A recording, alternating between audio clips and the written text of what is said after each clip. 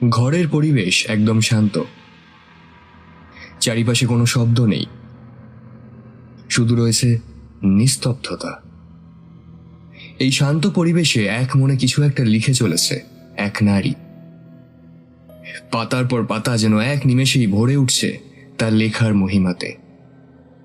সেই নারী এতটাই মনোযোগ সহকারে লিখে চলেছে যে তিনি বুঝতেও পারলেন না তার পিছনে স্বয়ং শয়তানের আবির্ভাব ঘটেছে, যে কিনা তাকে মৃত্যু উপহার দিতে এসেছে।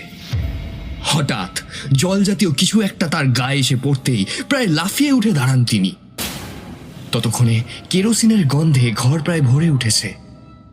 কে তার গায়ে কেরোসিন ছুঁড়ে দিল সেটা দেখার জন্য উনি পিছন ফিরে তাকালেন আর খুব আশ্চর্য হয়ে বললেন, তুমি?